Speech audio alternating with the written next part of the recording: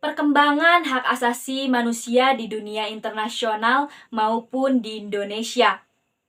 Hak asasi manusia adalah sebuah konsep hukum dan normatif yang menyatakan bahwa manusia memiliki hak yang melekat pada dirinya karena ia adalah seorang manusia. Hak asasi manusia berlaku kapanpun, dimanapun, dan kepada siapapun, sehingga sifatnya adalah universal. Hak asasi manusia pada prinsipnya tidak dapat dicabut.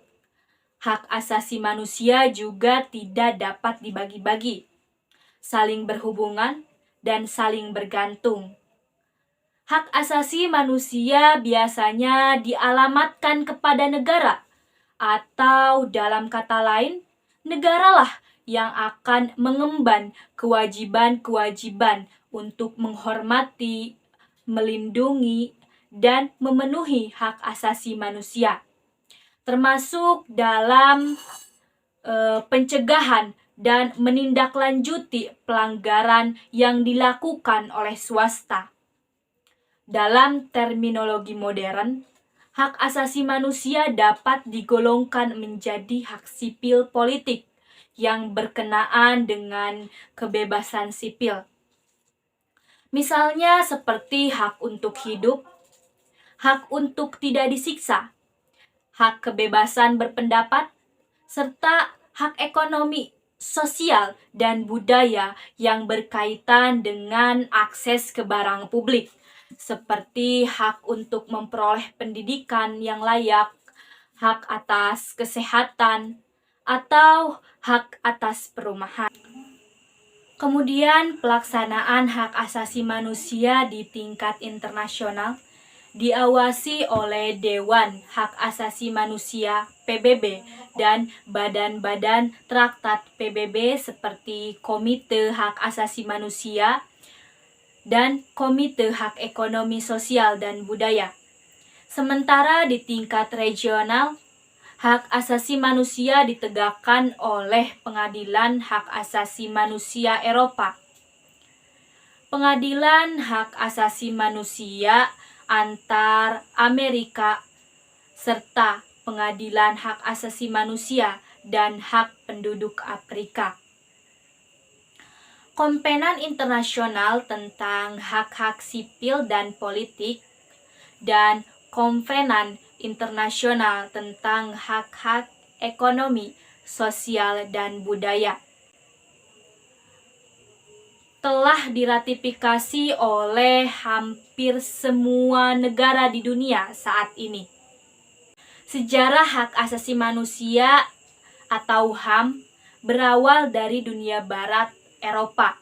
Seseorang filsuf Inggris pada abad ke-17, John Locke, merumuskan adanya hak alamiah atau natural right yang melekat pada setiap manusia, yaitu hak atas hidup, hak kebebasan, dan hak milik. Pada masa itu, hak masih terbatas pada bidang sipil atau pribadi dan bidang politik. Sejarah perkembangan HAM ditandai dengan adanya 3 peristiwa penting di dunia barat, yaitu Magna Carta, Revolusi Amerika, dan Revolusi Prancis. Yang pertama ada Magna Carta tahun 1215, piagam perjanjian antara Raja John dari Inggris dengan para bangsawan, disebut dengan Magna Carta. Isinya adalah pemberian jaminan beberapa hak oleh raja kepada para bangsawan beserta keturunannya, seperti hak untuk tidak dipenjarakan tanpa adanya pemeriksaan pengadilan. Jaminan itu diberikan sebagai balasan atas bantuan biaya pemerintahan yang telah diberikan oleh para bangsawan. Sejak saat itu, jaminan hak tersebut berkembang dan menjadi bagian dari sistem konstitusional Inggris. Yang kedua ada Revolusi Amerika tahun 1776.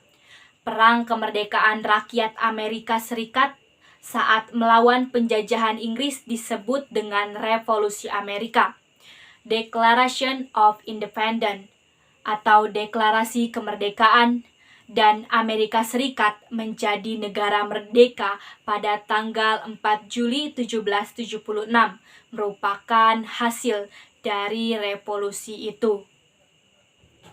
Kemudian yang ketiga ada Revolusi Prancis tahun 1789. Revolusi Prancis adalah bentuk perlawanan rakyat Prancis kepada rajanya sendiri, yaitu Louis, yang telah bertindak sewenang-wenang dan absolut. Pernyataan hak-hak manusia dan warga negara dihasilkan dari Revolusi Prancis. Pernyataan ini memuat 3 hal, yakni hak atas kebebasan atau liberty, kesamaan, equality, dan persaudaraan atau fraternity. Dalam perkembangannya, pemahaman mengenai HAM makin meluas sejak permulaan abad ke-20. Konsep hak asasi berkembang menjadi 4 macam kebebasan. Ada the four freedom. Konsep ini pertama kali diperkenalkan oleh Presiden Amerika Serikat, yakni Franklin.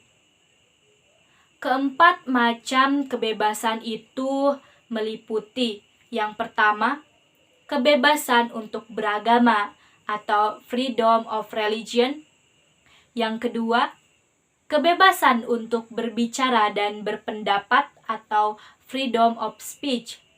Yang ketiga, ada kebebasan dari kemelaratan atau freedom from want. Dan yang keempat, kebebasan dari ketakutan